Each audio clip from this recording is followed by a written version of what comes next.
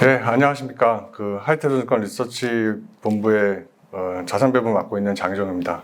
오늘 말씀드리려고 하는 부분은 금리 인상 막바지 시기에 자산별 전략을 중심으로 말씀을 드릴 거고요. 일단 지금 시장의 흐름 관련해서 먼저 좀 정리를 해보면 지금 제목에도 적은 것처럼 증시와 채권 시장이 좀 각자의 길을 간다는 부분입니다. 증시 같은 경우는 지금 은행 불안 이후에 다시 위험 선호 흐름이 나타났고요.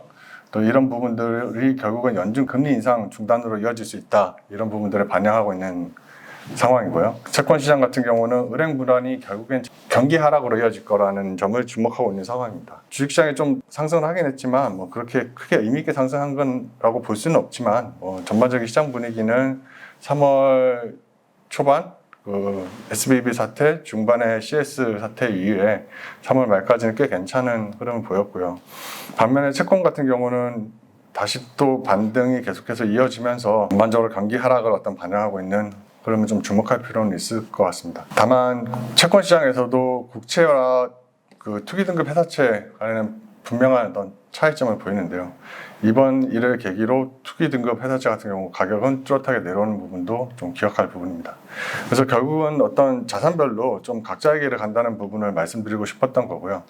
이런 상황은 결국엔 여러 가지 시장의 어떤 방향성이 불분명하다는 걸 반영하는 것 같습니다. 아직 연준은 계속 긴축을 하겠다고 얘기는 하고 있지만 지난 2월 FOMC 기자회견에서 파월 의장이 언급한 것과는 달리 금융환경 지수가 최근에 계속해서 완화되고 있고 이런 부분들은 그래프에서 표시하는 것처럼 한 8개월 정도 시차를 두고 나중에 다시 또 물가가 올라갈 수 있는 부분들을 반영하고 있습니다. 그래서 물가에 대한 불안은 여전히 한 상황에서 또 경기 하락에 대한 어떤 전망도 계속 제기되고 있고요. 증시는 금리 인상의 중단에 대한 얘기를 계속하는 상황입니다. 다만 아직 경기 침체로 가려면 어떤 전반적인 경기의 하락이 좀 확인이 돼야 되는데요. 산업이나 가계 어떤 고용의 어떤 지표들을 보면 아직까지는 좀 경기 침체 이전이라는 건 분명해 보입니다. 과거에 경기 침체 음력으로 표시하는 시기에 보면 파란색 라인으로 표시한 미국 실업률 전년차가 실업률이 이제 거꾸로 올라갈수록 안 좋은 것이니까요. 역축으로 표시한 겁니다. 실업률이 이제 플러스로 갈 때 거꾸로 이제 내려가면 플러스가 되겠죠. 플러스가 될 때 이제 경기 침체가 나타났고요. 미국 산업의 가동률, 그러니까 공장을 돌렸을 때 공장의 어떤 캐파 대비 얼마나 공장이 돌아가고 있는 어떤 비율을 얘기하는 건데요. 공장 가동률을 의미하는 건데 그 가동률은 회색으로 표시한 것처럼 지금 마이너스권까지 와 있는 상황입니다. 전년차가 지금 마이너스권까지 와 있는 상황이라서 이 두 개가 동시에 이제 내려갈 때 항상 경기 침체라고 예전에 미국 MBER에서 경기 침체를 구분했었는데요. 아직은 미국의 공장 가동률, 산업 가동률은 마이너스로 내려왔지만 미국 실업률은 축으로 그랬으니까 더 내려가지 않는 상황까지 왔습니다. 미국 고용 상황이 좀 더 나빠지면 결국 침체라고는 얘기할 수 있겠지만 아직까지는 아닌 상황인데 최근의 고용 지표 흐름들을 보면 고용이 계속해서 견조할 수 있다는 어떤 확신을 가져가기에는 좀 생각해 볼 부분이 있는 것 같고요. 경기 침체에 대한 부분들은 대비를 해야 될 시기가 아닌가 생각하는 겁니다. 실제 미국의 어떤 실물 경기에 영향을 미치는 자동차 할부금리나 개인 신용 대출금리, 신용카드 대출금리, 모기지금리 등을 보면 거의 역대급으로 높아 있는 상황입니다. 상하은행의 신용카드 대출금리를 보시면 거의 20%에 가까울 정도로 높은 상황이고요. 신용대출금리도 그렇고 자동차 할부금리도 그렇고 우리나라도 마찬가지이긴 하지만 굉장히 많이 높아져 있는 상황입니다. 미국 모기지금리는 최근에 좀 조정을 받긴 했었어도 계속 높은 수준에 지금 등락을 하고 있는 상황이고요. 이런 부분들 감안하면 높은 결국 실물 경제에 영향을 줄 수밖에 없다는 것들이고요.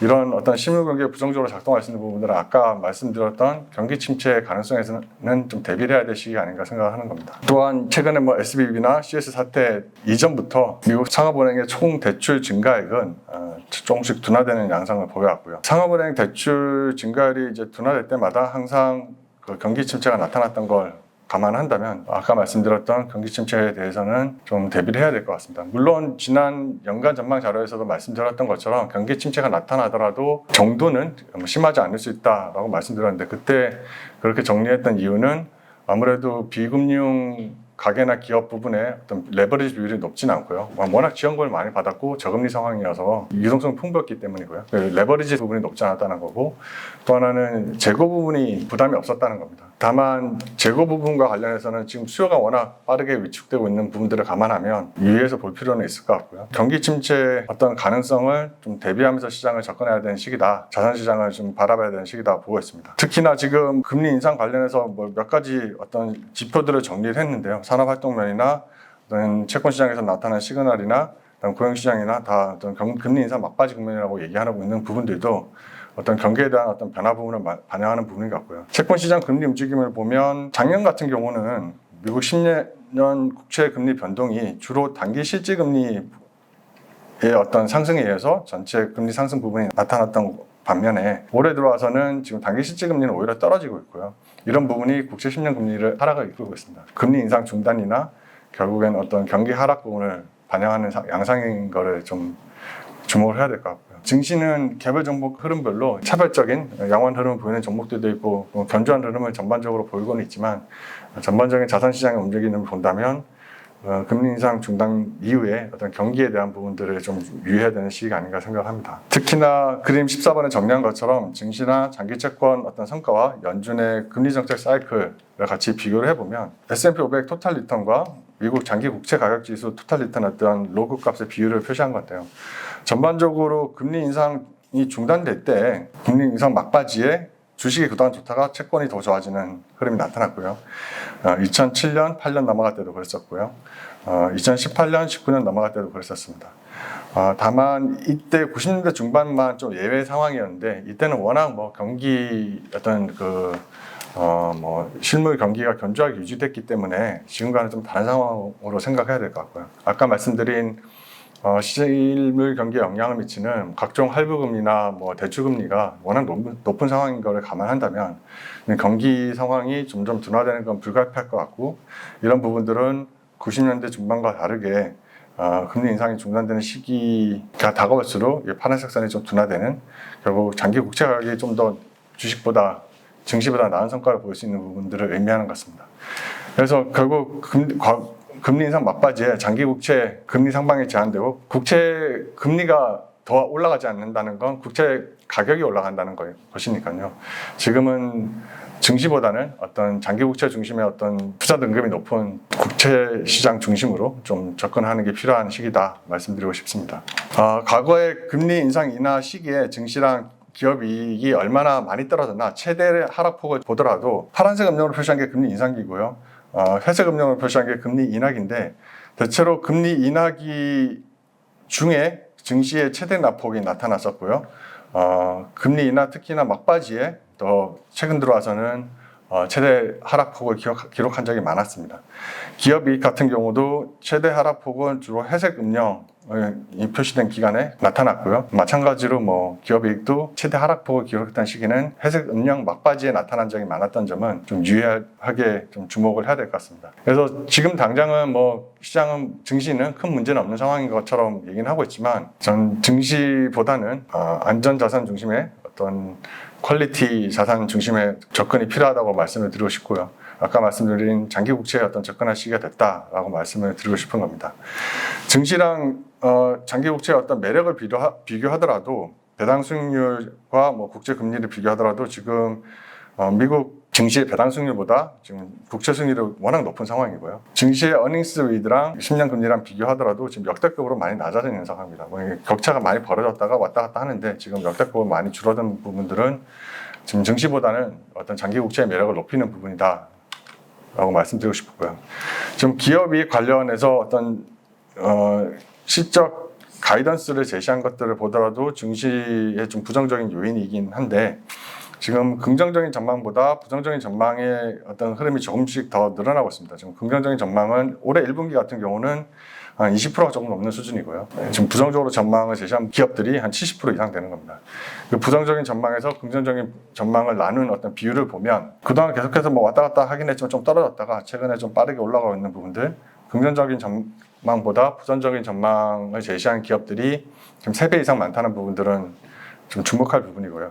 지금 1분기 실적 시즌이 곧 시작이 될 텐데 예전과 같이 뭐 실적 전망치를 많이 낮춰놓고 뭐 예상보다 나아졌다는 거에 시장이 반응을 할 수 있을까 하는 생각도 합니다. 왜냐하면 올해 1분기에 증시가 꽤 괜찮았거든요.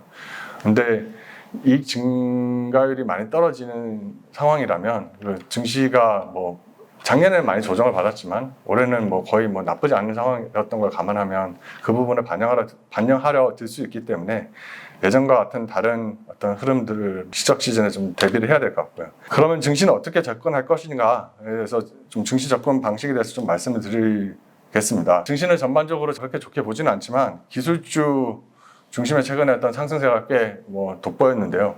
제가 말씀드리고 싶은 건 기술주라고 똑같은 기술주가 아니란 겁니다. IT 섹터 내 IT 소프트웨어 업종과 IT 하드웨어 반도체 업종의 어떤 이익들의 추이를 과거를 보면 IT 소프트웨어는 뭐 그동안 굉장히 빠르게 성장했던 부분도 가장 특징적이었지만 이 어떤 변동성이 굉장히 낮은 상태에서 꾸준하게 증가했다는 부분들은 주목할 부분입니다. 코로나 시기에서 조금 줄긴 했지만 그래도 그 다음 해 바로 뚜렷하게 늘어났었고요. 반면에 IT 하드웨어나 반도체 기업들의 합산 순이익을 보면 2000년 초반이나 금융위기 때나 코로나 때도 그랬고요. 많이 떨어졌었죠. 전반적으로 이익이 등락이 꽤 있었던 부분들은 어떤 업종 간의 어떤 특성을 보여주는 뚜렷한 차이점이다라고 볼 수 있을 것 같고요. 결국 좀 2005년부터 IT 소프트웨어, IT 하드웨어, 그다음 반도체 업종의 글로벌 증시 이익 증가를 보면 IT 하드웨어나 반도체 같은 경우는 꽤 높은 이익 변동성을 보여왔었습니다. 2018년, 19년에도 거의 마이너스를 기록하기도 했었고요. IT 하드웨어 같은 경우는 마이너스를 기록할 뻔했었고 반도체는 마이너스를 기록하기도 했었는데요. 반면에 파란색 라인으로 표시한 IT 소프트웨어 업종의 기업 이익 증가를 보시면 조금 등락은 있긴 해도 꾸준하게 플러스를 유지했던 걸 볼 수 있습니다. 그러니까 상대적으로 이익 변동성이 작다는 부분이고 이런 부분들은 어떤 IT 소프트웨어의 경기 방어적인 어떤 성격을 보여준다는 거를 말씀드리고 싶습니다. 아시다시피 IT 투자나 반도체도 그렇고 컴퓨터나 여러 IT 기기들은 경기가 좋으면 더 많이 소비를 하지만 기업들도 마찬가지고요. 가게들도 마찬가지고 어떤 경기 상황에 영향을 크게 받는 반면에 IT 소프트웨어 같은 경우는 클라우드 서비스를 사용하는 경우에는 기업 같은 경우에 클라우드 그 데이터베이스가 굉장히 어떤 기업의 경쟁력 중에 하나이기 때문에 웬만해서는 꼭 가져가야 되는 부분이고 개인 같은 경우에도 SNS도 경기에 상관없이 계속 쓰는 부분이고요. 또 유튜브도 계속해서 볼 테고요. 물론 그쪽에 붙는 광고 매출은 좀 줄어들 수는 있겠지만 여전히 사용자가 경기에 상관없이 SNS나 인터넷을 사용한다는 점을 감안한다면 광고 매출도 다른 여타 업종에 비해서 그렇게 줄어들어 제한적이라고 볼 수 있을 것 같습니다. 그래서 IT 소프트웨어가 좀 어떤 경기 변동에 좀 상대적으로 덜 민감하다. 경기에 상관없이 어떤 꾸준한 실적을 보여왔다는 부분들은 좀 주목할 부분이고요. 미국의 하드웨어, 하이테크 산업들의 어떤 생산 능력 지수나 가동률을 보시면 지금 역대급으로 많이 내려와 있는 부분들도 하드웨어 업체나 반도체 업종에 좀 부진한 부분입니다. 우리나라 같은 경우는 하드웨어 비중, 특히 반도체 비중이 꽤 높은 부분들을 감안하면 미국의 하이테크 산업의 출하 재고 사이클이 지금 내려오고 있는 부분들은 좀 기억할 부분이고요. 이게 내려오고 있는데 우리나라 지금 전기전자 업종의 주가는 최근에 좀 반등을 했었거든요. 아직 마이너스권이긴 하지만 예전보다는 좀 증가 이상 좀 돌아서는 부분인데 이 서로 엇갈리는 게 계속해서 가능할 부분이냐, 지속 가능하냐는 걸 좀 생각할 부분이라서 IT 중에서도 아까 말씀드린 대로 똑같은 기술주가 아니다라는 관점에서 좀 접근하는 게 필요하다 생각을 합니다. IT 소프트웨어는 무엇보다 이제 밸류에이션 부담을 좀 감안하면서 접근할 필요는 있을 것 같은데 IT 소프트웨어의 글로벌 증시 P를 보시면 지금 많이 조정을 받아서 2019년 레벨하고 거의 비슷한 수준까지 내려와 있습니다.